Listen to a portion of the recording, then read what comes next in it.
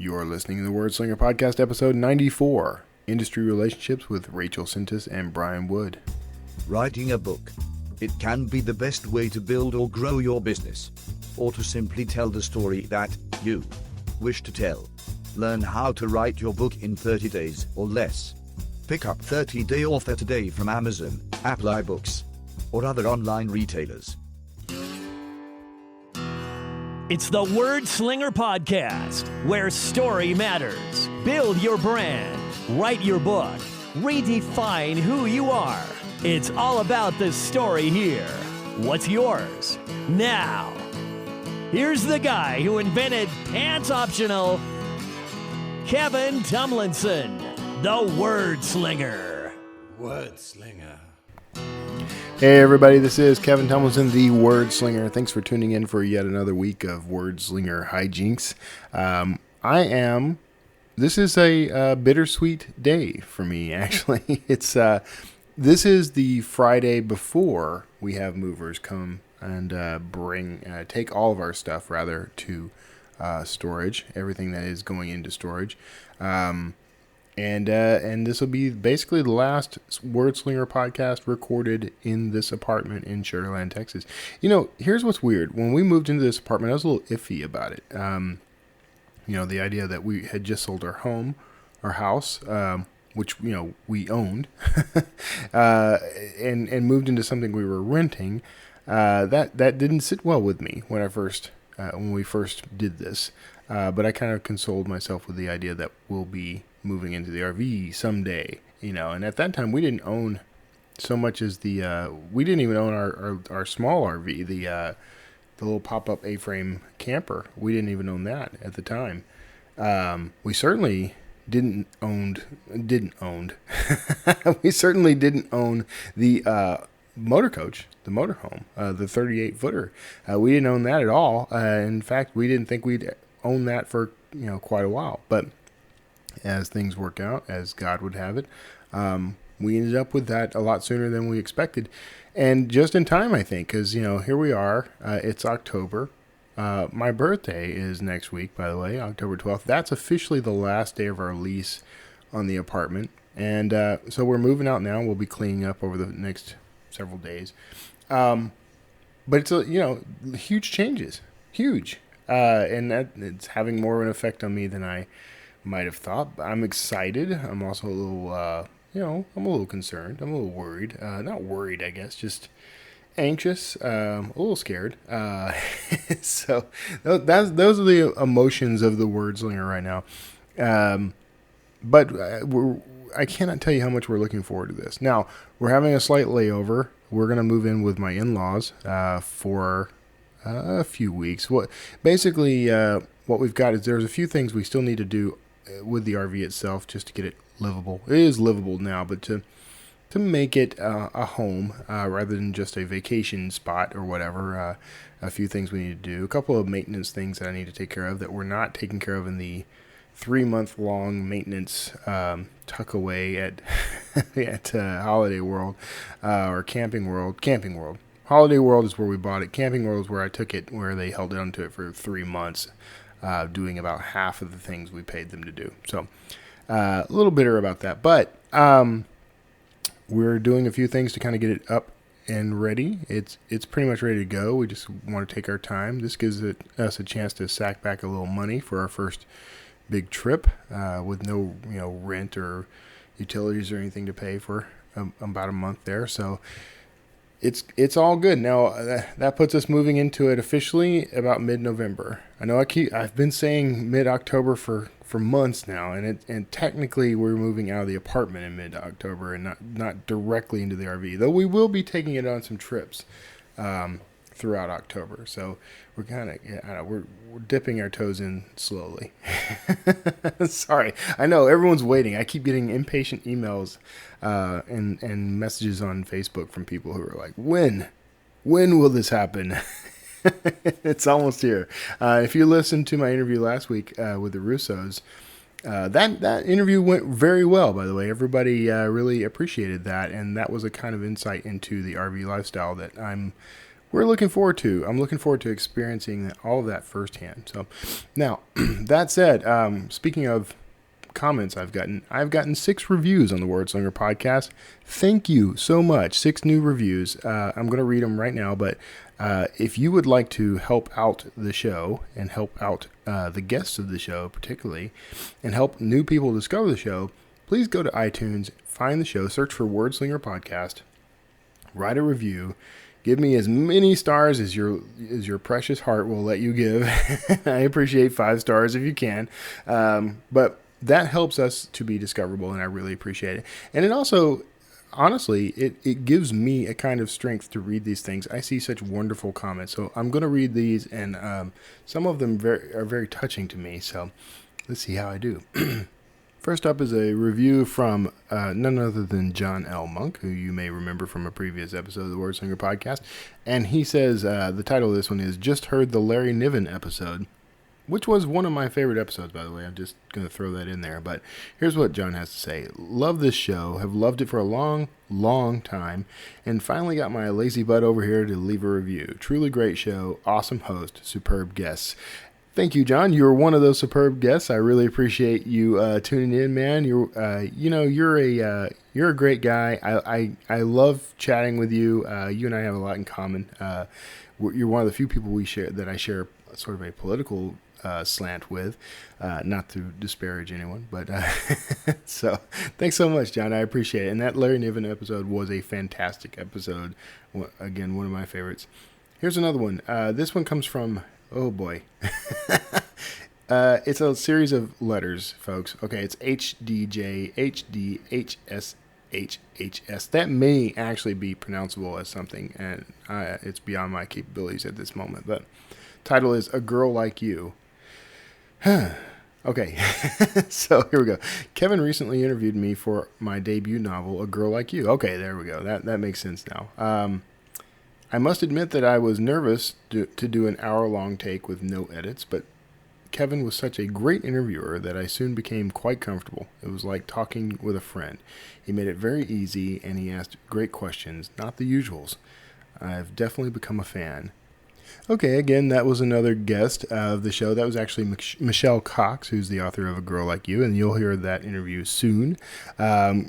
I swear I'm not lining up people who are guests on the show to just go and review the show, but I actually really appreciate that the guests often become listeners because it's their first time to experience the show in a lot of cases. So I'm really kind of proud of that.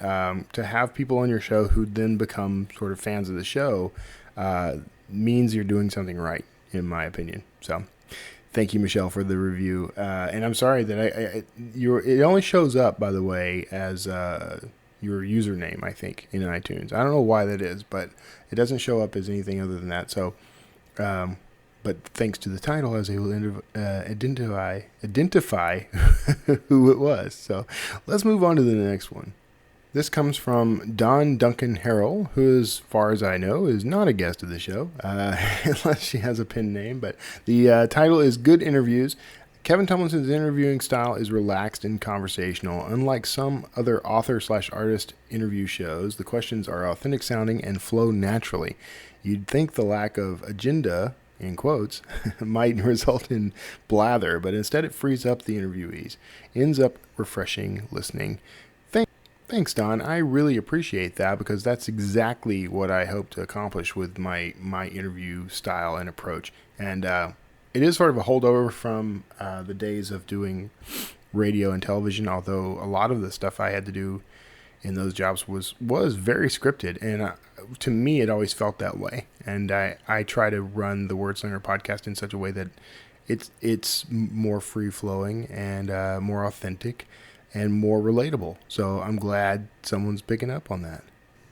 Now, this next review comes from Aloysius Kling. Actually, he's only identified here as Outer Nerd, but I happen to know who that is. And the title of his review is Great Podcast. He says, Kevin is a great podcaster, and it shows with every show he's on. He provides good information, tips, and advice. However, the motivation I get from him and his guests is the primary reason I listen. Thanks, Aloysius. I really appreciate that. And also, you have one of the most awesome names I've ever encountered among humans.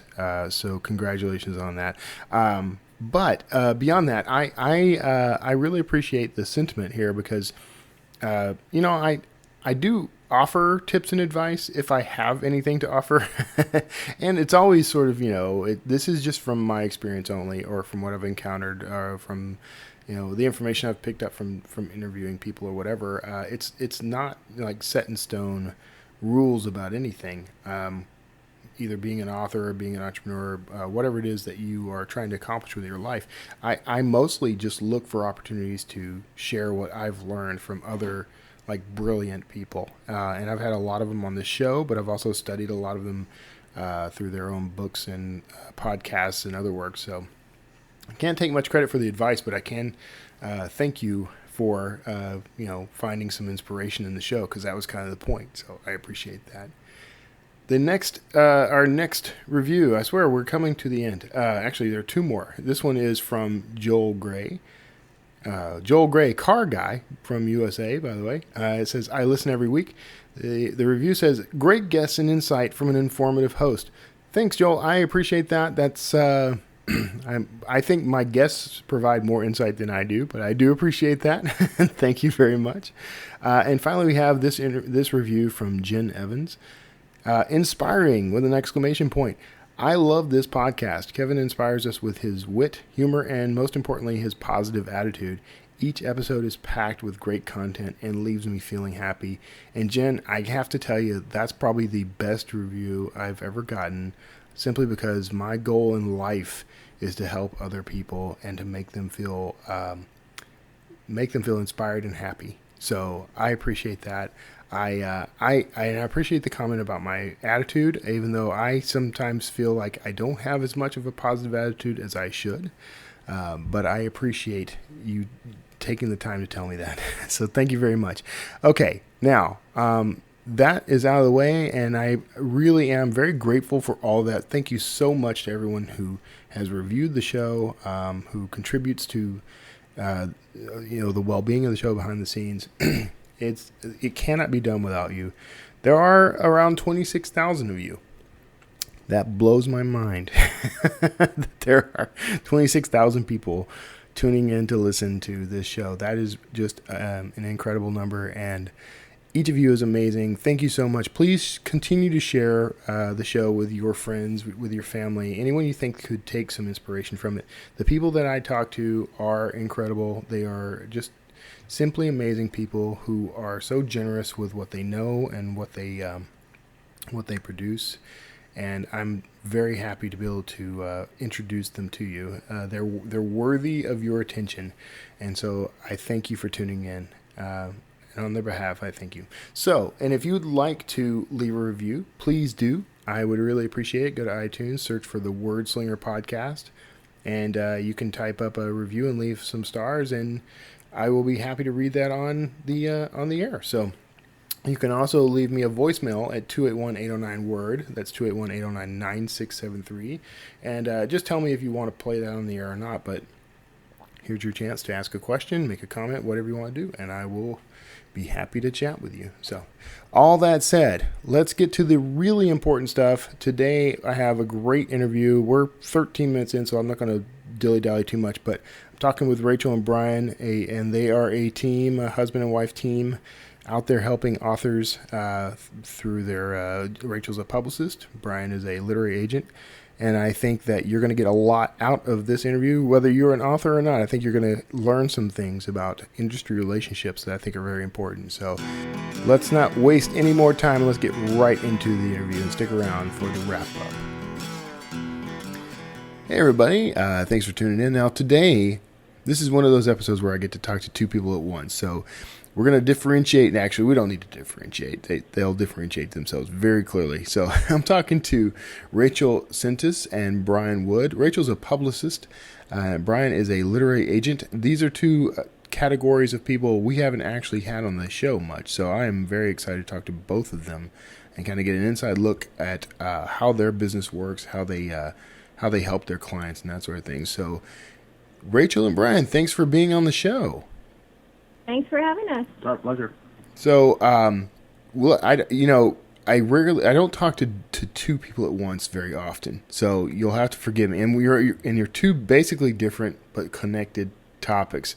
So let's start with Rachel, since Rachel, you and I have actually spoken before, and as a publicist, you've actually sent a few folks my way, Wordslinger guests of the past. So I appreciate that, by the way. So why don't we start there? Like, what is the life of the publicist like, and how does it work?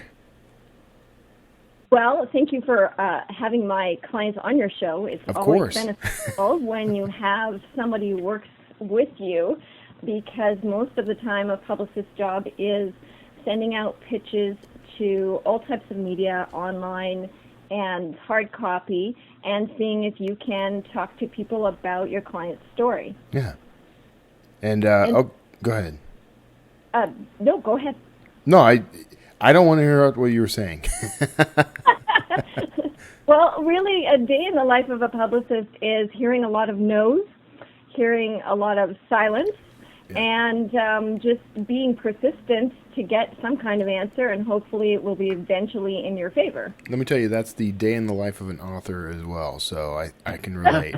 And Brian, you of all people are going to know that that's the day in the life of an author, at least. You're a literary agent, so you're not the first literary agent I have talked to on the show, I believe, but I don't know.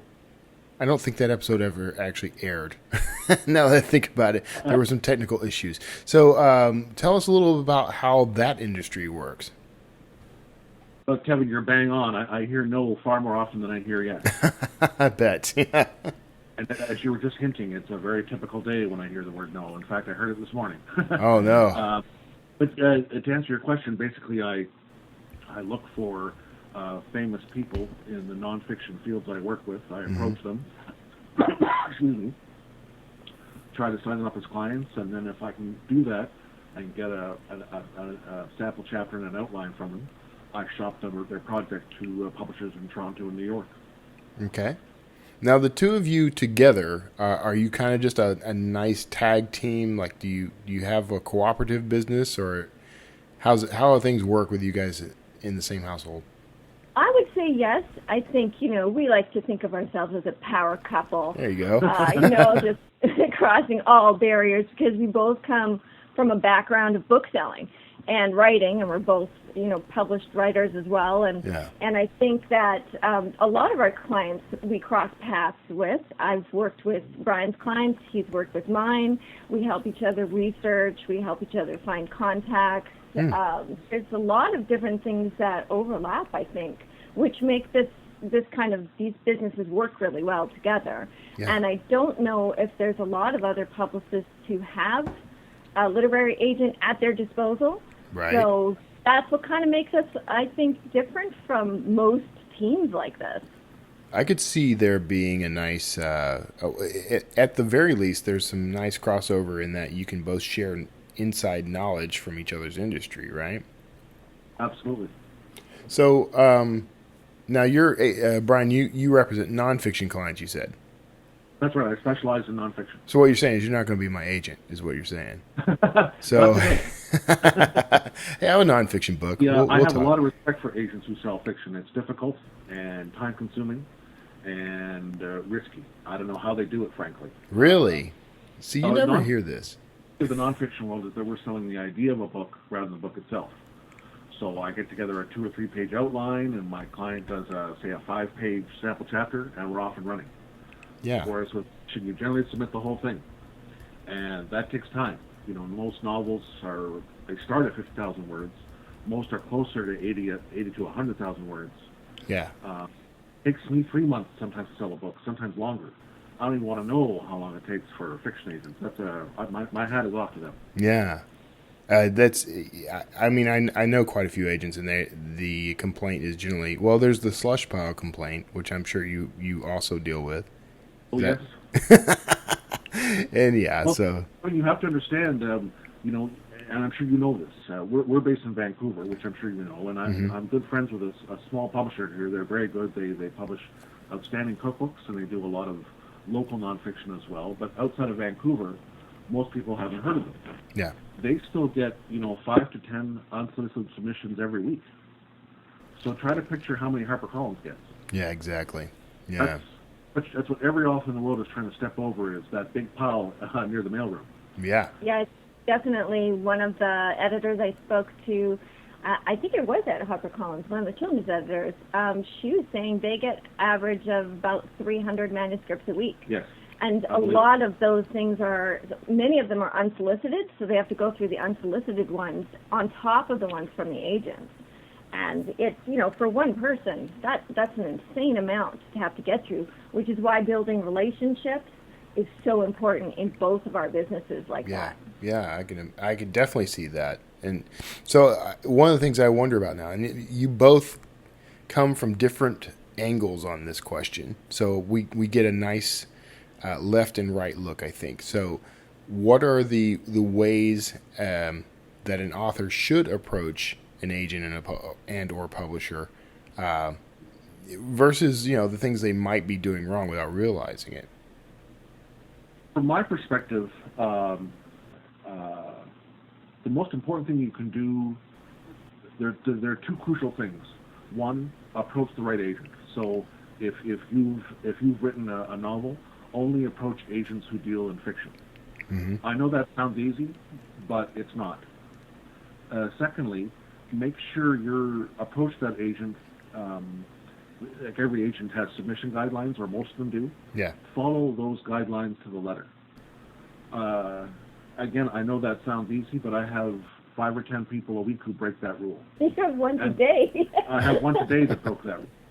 Most people do not pay attention. They go on the site, they harvest the email address, and send in, hey, my mommy liked this. And by the way, I just misspelled mommy, and I've misspelled your name too. So, that's sad. Actually, approach the right agent, first of all. Do your homework. Secondly, approach that agent with diligence and follow his or her rules to the letter. And I think in addition to that, because like I said, we cross over, but it also lends itself to sending out pitches if you're trying to do marketing or publicity. Right. Have an original thought in there. Don't make it a mass email to a bunch of agents or a bunch of people you're trying to contact. The best, I just contacted an author because I was seeking an endorsement for another book. And the best thing to do was just sit down, take the time, read all you can about that person. Yeah. And then reference them in your opening line. Yes. Yeah. Read their work, that you understand or you have a different perspective. Right. That homework, I think, is vital as part of the media. I mean, I get approached by people all the time who want to be on the show or one of my shows, right? And I can tell the people who have listened to an episode, at least one episode, who have done any research about me at all. I can tell you I'm a lot warmer to people who actually go and do that research. And that's the thing. Some people are thinking, but I've got to do this fast. I've got to get this out. And people who are, working in companies that their bosses want them to get things done and do mass emails because it's quality over quantity or quantity over quality. And there are ways that you might have to do that. But in all honesty, publicity and sending things to agents are on the same footing there. We want to build it slowly. Get to know the person a bit more. Yeah.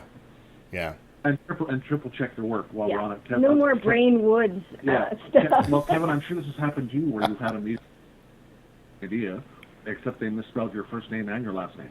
Wow. Yeah. And I'm sure all your listeners are shaking their heads saying, what a bunch of idiots. But my name is misspelled 4 or 5 times a week by people pitching the agency. I understand why people are frustrated, but they have to follow the rules and they have to triple check their work. Yeah. Yeah, I've had it happen. I mean, I've had people. It's weird to think people would misspell a name like Brian or Kevin. Don't even joke. Even joke. I think we got B. Wong one time, which was great because we didn't even know who it was for. I actually. No, go ahead. We both are writers. We've both had a lot of rejections of our work. Yeah. We both understand what you as a writer and author is going through. But, we just keep doing the best you can at taking the time to get to know people. Yeah. those connections go a long way too. I mean, it's more than just connecting with people so that you can sell your work. I mean, there are advantages to this sort of networking idea,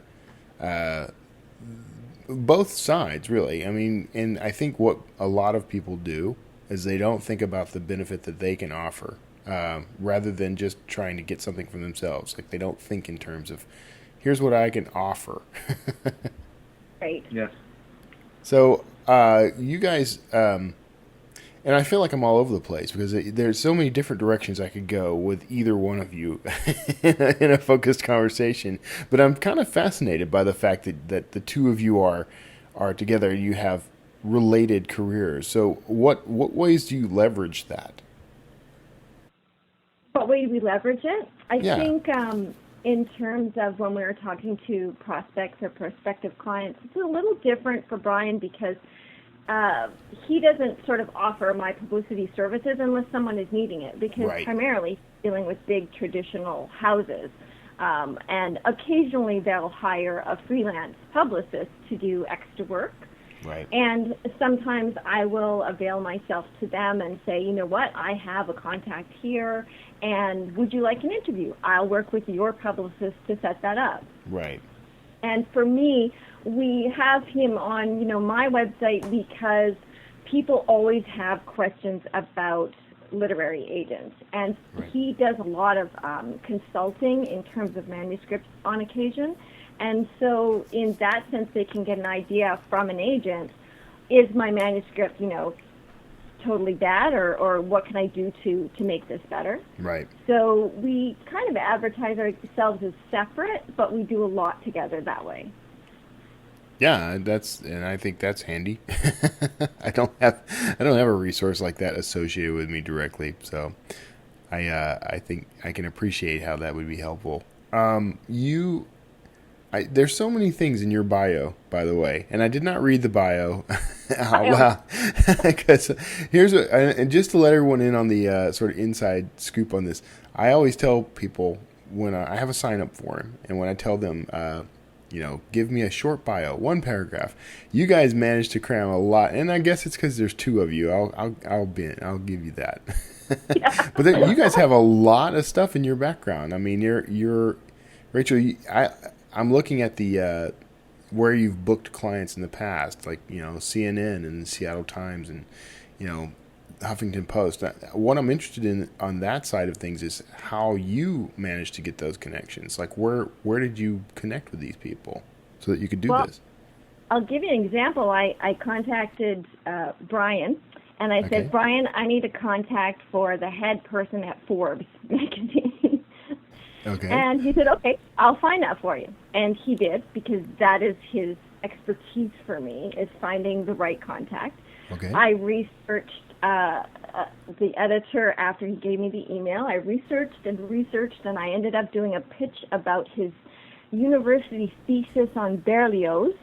Okay. And then I tied in my client's kind of work in the business area, and I put a pitch together and I sent it off to him, and the subject line I think was something along the business world of Berlioz, and obviously no other person's going to really use that. So right. And my first paragraph was all about my experience with Berlioz and Stephen King's The Shining, and how it was used in that film, and how his work is used now. And basically I researched all of that and then added in, how business and how Berlioz would deal business today. And then talked about my client that I thought he might be interested in. Huh. And I got an email back, I think it was the next morning, and he said he was fascinated with my opening, let's talk. Yeah. And from there on in, now we're LinkedIn buddies, and now I can email him and he'll email me back. Yeah. And that's the coolest part, is that once you've actually made the effort to make that kind of connection, you've got it there forever. Now that all took about 3 hours. Yeah. So that's 3 hours for one top-tier high pitch. Yeah. And I think that's what it comes down to is, the context that I'm making right now, I'm doing celebrity outreach, which is fascinating, and I'm working with, people like Linda Blair at the Wild Heart Foundation and the Exorcist and all types of things for a documentary film. But it's really it's taking me 3 months to get hold of somebody, but once I did, the agent said, "Wow, you're just persistent." Yeah. And that's what it's about. So my background is really just trying to see who's a good fit and keep working at that. And Brian does a lot of the same things too, because he has to research the right publisher for the right book that he's trying to sell. Yeah, so Brian, so she says you're helping her make those connections. Now, how are you tracking these people down? That's our trade secret. Oh, that trade secret. All right, I got it. Well, tracking people down is how literary agents make their living, really. Yeah. As most literary agents, most agents have a submission page or ways to get in touch with us. Right. But most agents would tell you that most of their sales come from going out into the world and trying to sign up people. Right. So finding people, especially the right people, is how agents make their money. Yeah, that's it's interesting. People don't think about that. I don't really think about that. But it's a connection business, right? I mean, everything about what both of you do is cultivating relationships first, so that you can introduce other people. Yeah. Yeah. So if you have the right kind of roster, after a while that roster does some of the talking for you. Yeah. So when you make a cold call, it ceases to become a sales call and becomes an information call. If they hear that you represent X, Y, and Z, and they've known X, Y, and Z for 30 years, they relax, and it stops being a sales call. It becomes an information and next steps call. Yeah. Anyone who's ever made a cold call, they'll tell you that makes a big, big difference. Mm-hmm. Right. Yeah. And there's not enough emphasis these days still being put on the actual phone call. Oh, yeah. Even when you make that phone call and they say send me an email, it still means they heard your voice. And I think that, Brian's entire work is generally phone calls first. Yep. Yeah. And that's a weakness of mine. I have this, not a fear, but I don't really particularly like being on the phone. You're not alone. No, we all have those moments. Some are worse than others because you think, I can't talk to this person. But, most of the time, I think 99% of the time, people are nice, or they'll say, call me back or get in my face later, or, email me or something like that, and then you just keep going. Yeah. I will say, there's an advantage. All right.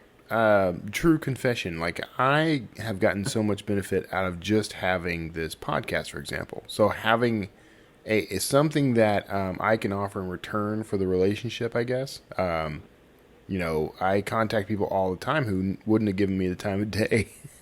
But now, they're interested because I can get them in front of a few thousand people. So first, speak for yourself. I mean, your podcast has always been interesting. And now it's starting to help you even more, which is fabulous. Yeah, that's actually been... You worked hard at it. Yeah, that's been very cool. So I can attest to the advantages of making those connections and building those relationships. So how do you...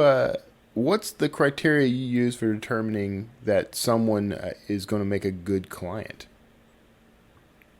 Well, for me, I know there's a lot of. You didn't tell us this was a 4-hour show. Well, so maybe it would be better to say, what's an instant way to tell you that a client would not be a good client? Well, there's a lot of red flags that go up. For me, it's different than Brian, because Brian works without getting a paycheck until he sells a book, whereas I work differently.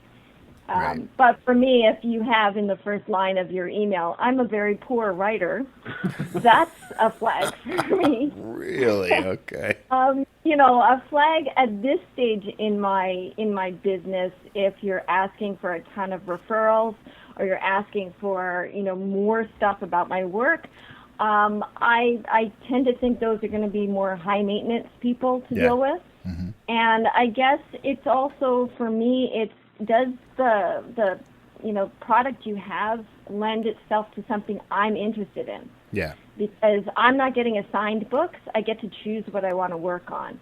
And for me, I choose to work on things that I really find fascinating or interesting, and you have to have a good story to tell. Yeah. I mean, it's all about storytelling, really, as you know.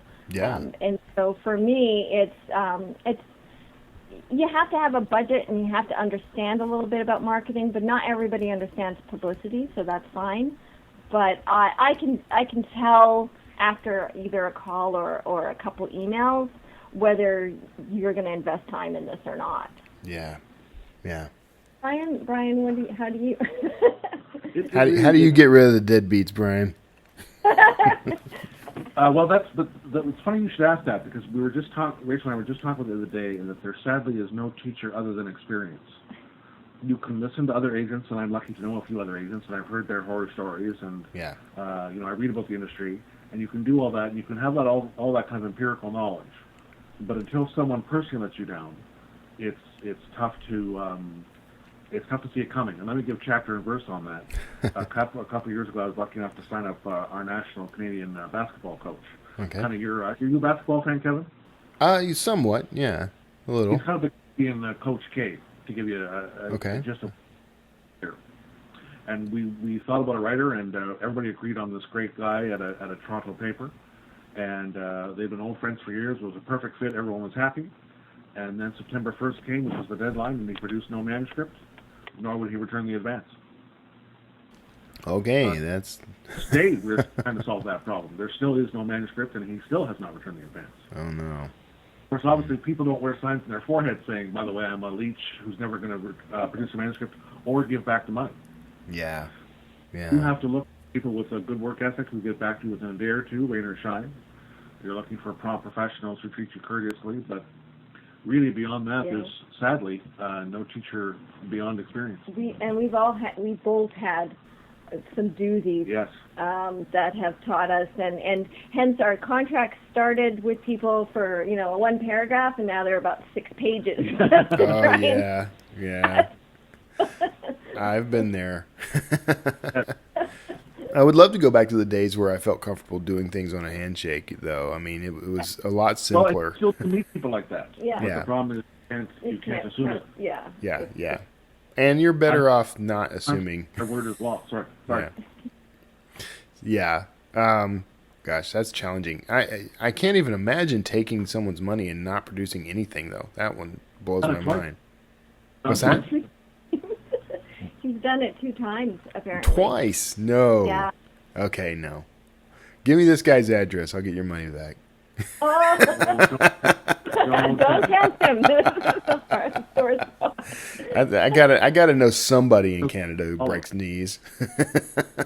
Yeah, breaking knees. We won't get into that part of the literary agent publicity side. We'll cover that later. Yeah, no, that's astounding to me. I don't know. I come from a different world, I guess. I mean, no one I deal with would. I don't know. I was about to lie to you, because I actually have seen contracts like that get busted. So I guess I do know how that goes. That's just astounding, though. I can't believe anybody in the professional world would do that. Well, I have an author who worked with me a couple of years ago, and then hired one of my colleagues, or my team members, as an editor. She edited his manuscript for him, and he decided he wasn't going to pay for it, and started shopping it around without paying her. Oh no! And we're having to deal with that still, and he's flooding agents right now, and I think he forgets that it is really a small world. Yeah. We all talk, we might not know each other on a coffee basis, but it gets around very quickly, just like those posts about people who are outing how bad an agent is online. Well, we all share that stuff. Yeah. So, writer beware in terms of how you're going to deal with all of us out here, because it doesn't take much to get blacklisted. Also, vice versa. I got blacklisted because of a bad client who was terrible on radio. Yeah. And I could not make amends with that producer for the life of me. See, and that's that one's the worst, because you don't have any control about how someone's going to come off, on a broadcast, You can vet them in advance. I mean, you can test them, see how they do, but there's no way to tell how they're going to perform under that kind of pressure. Once the once things go live and they know that it's all on the line, you don't know how they're going to do. They may go on a rant. There may be all kinds of problems. Oh yeah, I mean, I find it. I love new prospects who will say in the first line, "I'm terrible on TV. Don't put me there." Okay. Because, and I know it's like, oh, great, thank you for saving all of us. So just in case it ever comes up, I'm fantastic on TV and radio. Fabulous. So Can do for you. Before we go into that topic, that's one bit of advice, Kevin, I can give, and I bet you and Rachel will back me up on this. When you do approach an agent or a podcast or a publicist, it never hurts to make fun of yourself a bit like that in the first paragraph, like I'm bad on TV, or you'll hate my handwriting, or my dogs are crazy. Any kind of self-deprecatory note like that really kind of eases up the tension, like kind of breaks the ice. And you come across as easygoing and mellifluous and able to make fun of yourself a bit. And a human being. Yeah, if you can do that in your first paragraph, by all means try it. It really warms up I find it really warms up a note or an email. See, I like that. Yeah, I like that a lot because that's I have a very, at times, very self-deprecating humor. Like I make fun of myself. I don't take myself that seriously. But I always worry that if I do things like that, they're going to think he's not serious about the work, right? Or I understand that it's not for everybody, but I find sometimes it really helps open up a cold email when there's that. Right. If you can strike that correct tone. Yeah. Here's the way I feel about it. If that agent or whoever you're approaching is somehow offended by your use of humor or whatever, they probably aren't a good fit for you. Exactly. Yeah. Yeah. But like you say though, if you're uncomfortable doing it, then don't do it. It's just kind of a general. I find. Maybe you two disagree. I find I'm more likely to finish someone's email if they make fun of themselves a bit in the first paragraph. Okay. Well, because so many emails I get are, my mother liked this book. I'm a genius. I'm right next to, consider me your next Alexander Pope or whatever. Nice. Or, they aggrandized themselves so much, and it's some guy in a basement with his mother giving him Kool-Aid. So yeah. I've used this approach a couple of times and it's worked. It's worked for me 90% of the time. But you know how when you send an email and it's like a form email and you have the little like bracket, first name bracket. You know what I'm talking about? And sometimes people will accidentally do that. And so I've actually done it. And then in parentheses said, "Just kidding. Hi, Brian." And then I would finish that emaemail. Yeah. Because we're working on I think I'm working on a hops book for beer right now, and we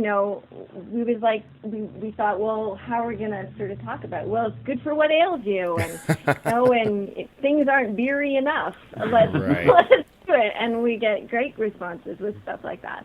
And I think I emailed an author recently, and I just wrote, I printed this out on a dot matrix Epson printer because talking about how he used to have an old Hyperion that he used to write on. I thought we're pals already. Yeah. And I think that I really think for both of us it comes down to be yourself. Yeah. If they don't like who you are, how are you going to make a relationship work long term? Right. It kind of gets you. I've had lots of press releases go out that are just, hey, this isn't a cat that threw out a baseball at a pitch, but it's something else that's kind of cool. And I've had lots of people open them and say, you know what, this isn't for us, but good opening. Yeah. Because I think sense of humor is really needed a lot these days. Yeah. As well, even on serious topics, it's an interesting world we live in right now. So take advantage of who you are. Yeah, I can get behind that. We are we're running up against the wall here, so I want to go ahead and wrap us up. Where can people find both of you guys conveniently online? Online, I'm at galfridaypublicity.com. Is that gal-friday or just Gal Friday? Yes. One more? Gal with the dash. Okay. I pointed out because I see it. That's all. I know. And BrianJWood.com. BrianJWood.com. Now, if someone contacts you, Brian, should they contact you and say, "Hi, Brian J," or something like that? Should they do that? No. They'll see when they get to the page. If they're ready to go with an outline and sample chapter, they email my deputy, who also happens to be my brother. He does both. And Very good. he reviews all the submissions, and the ones he likes, he sends right on to me. And Very the good. ones he doesn't like, he sends them a polite thank you, but no thank you. Okay. And don't tell him he has 72 hours to give a reply back. Oh my gosh, really? Yeah, don't make any threats. Don't make any threats. No ultimatums in your approach to the literary agent, please. Yeah, and please don't make disparaging remarks against Doug, his brother, because that doesn't help either. That too. One guy wrote and said, "I refuse to deal with a deputy." Oh, okay. All right. Hello, Denise. And his submissions are so simple on there. It's outlined for you. Yeah. Because I went on there and made sure it was outlined how to contact Brian. And don't send any alien abduction stories or poetry. It's not what he does. No, Brian, you seem like the kind of guy to be very receptive to Bigfoot porn. I was going to send you my entire collection. Good, please do. I'll send you my FedEx number. Very good. All right. Well, this has been great. I kind of wish we had gotten onto the topic of bad approaches earlier. We could have made the whole episode about that. We'll just have to have you guys back, and we'll talk about all the horrible ways in which you've been approached. I'm sure we'll have more stories then. I bet. All right. Well, thanks so much for being on the show. Everybody, all these websites and everything we've talked about, they're going to be right there in the show notes. So don't you worry. Don't get into any accidents trying to write things down. And make sure you hang out because we're going to wrap things up in just a bit. Rachel and Brian, I am so glad. Rachel, I'm glad we got a chance to talk, especially because we've interacted quite a bit, and I'm glad to finally circle up with you. And Brian, I'm very happy to meet you too. So I'm glad we got a chance to connect. Now we're in our networks. You can feel free to introduce me to other literary agents, Brian. All right. Everybody stick around. Thanks, guys, for being on the show. I appreciate your time. Thanks a lot, Kevin. All right. That was the interview with Rachel and Brian. I hope you got a lot out of that. I know I certainly got a lot out of it. One of the big takeaways from that is all about our connections, our industry connections, but any connection really. Connections, networking, we'll say. Your network connections actually can lead to opportunities. And you don't want to try to exploit your network really. But what you do want to do is cultivate relationships that are beneficial to you. And really the best way to do that is to look for ways for those relationships to be mutually beneficial. How can you help other people to succeed as much as they want to succeed? I quoted this I didn't quote this. I said this on Twitter recently. It's been quoted several times now that if you want to be successful, the key to success is to help as many other people be successful as you possibly can. Now, thinking about that now, I realize I think I pretty much stole that from Jim Rohn or Zig Ziglar. Zig Ziglar, actually, that whole Zig Ziglar principle of, you can have anything you want if you help enough other people get what they want. Same thing. Jim Rohn actually said that you're the average of the 5 people you spend the most time with, and I believe that. So the importance of these relationships that you build, it can't be overemphasized. The people you spend the most time with you're going to reflect those people. If you have friends who are just sour and dour all the time, who are negative, who never see anything positive in the world, then you're going to have that same outlook. If you spend all your time with someone who is just bitter about the success of others, who thinks that everyone gets what they want, but they never get what they want, who thinks that everyone gets what they want at their expense, you're going to start to feel that way too. Trust me on this. You have to trust me on this because this is exactly the kind of thing that I faced for years. I still face it sometimes. There are friends in my life, people I care about deeply, who are not the most positive influences in the world. It's hard to walk away from people that you care about, but you may be doing them more good by not being in their life, actually, because you tend to sort of feed on each other. When negativity starts between two people, it just sort of sits there, and then it grows, and then it just takes over. So that think about this. I bet there's someone in your life who does something you don't like, and you do it when you're around them. And the two of you encourage each other in it. I have friends who, the two of us get around each other and we start talking negatively about just about everything. And that's what the conversation is the entire time we're together. Just bitching and moaning about whatever happened 10 years ago, whatever happened yesterday, whatever's happening in the government. We're just feeding each other this negative attitude. And that's no way to live. So I've started kind of, spending less time with those people and keeping my mind on positive things. And here's what's funny. When you are trying to be positive, when you are working actively to be positive, then those same people, when they come into your life, it's generally only in positive ways. And then the instant things start to get negative, you start to feel it. And when you start to feel that, to go somewhere else. It's weird. It's really strange, but it is the truth. It's the way the universe seems to work. But in the career side, these relationships that you nurture, when you go, networking events have never really worked out that well for me, except that I can go and make friends with these people. If I go to an actual networking event, I'll still carry business cards, but I basically don't give anyone a business card unless we've connected in such a way that I really genuinely want to talk to this person again. Meaning we've struck up a sort of friendship, a relationship beyond just a trade of services or trying to promote to each other. Like, I legitimately want to have coffee with this person. I legitimately want to, play a game of golf or something, which I haven't done in more than 10 years, but whatever, could happen. But the point is you form the relationship and then you exchange contact information. That's how that should work.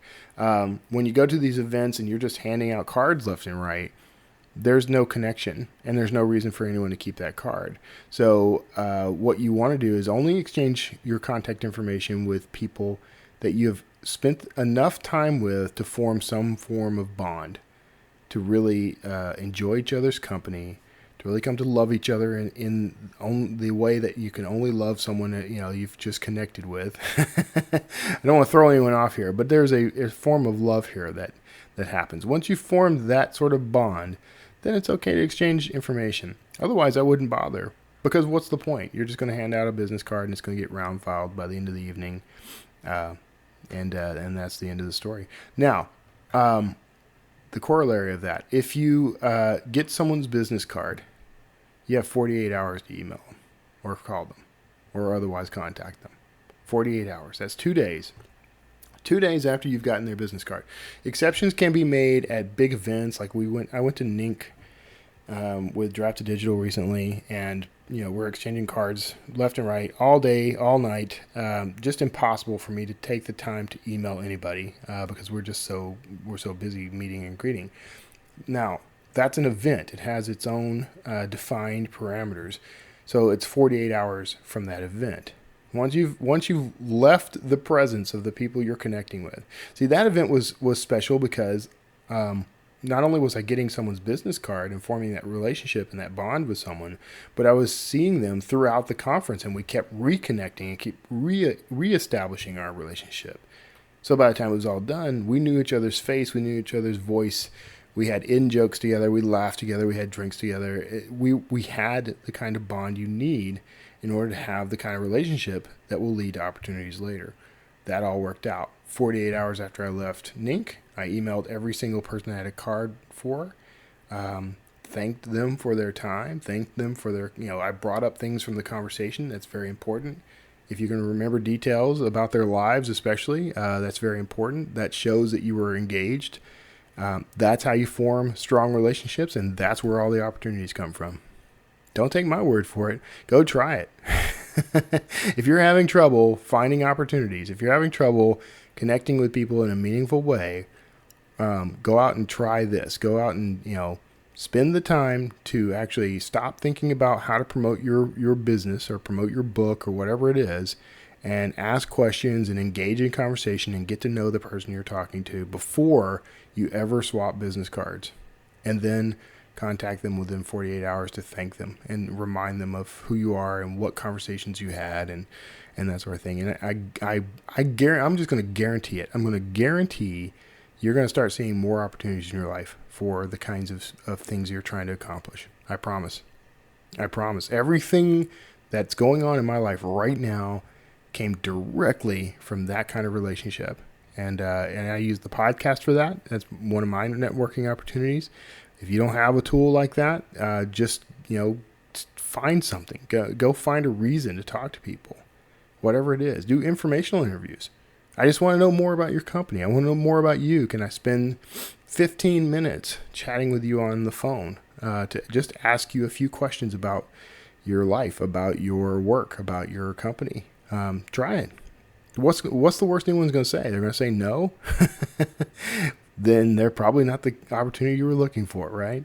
So anyway, all that said, that was sort of the subtext of some of the conversation happening with Rachel and Brian. So I hope you enjoyed the interview.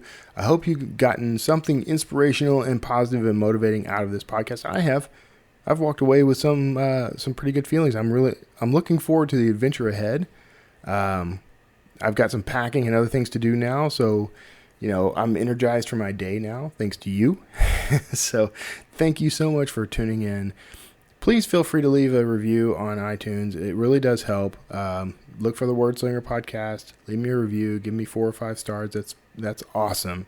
And please feel free to call me also at 281-809-WORD. That's 281-809-9673. Or you can visit wordslingerpodcast.com, where you can leave a voicemail directly from the SpeakPipe tab, which is on the right-hand side of the page on wordslingerpodcast.com. You can also email me from that site.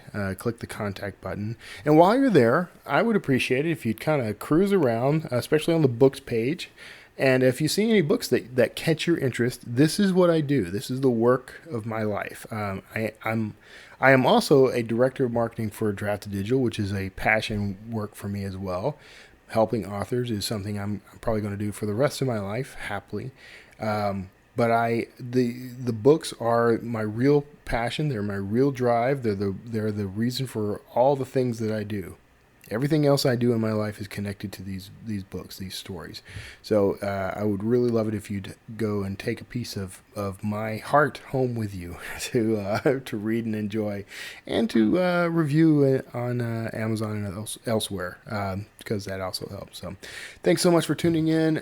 Tune in next time. I've got more great interviews all lined up. Just because I'm changing locations doesn't mean you're going to lose a thing. And I appreciate you very much. God bless you. I'll see you next time.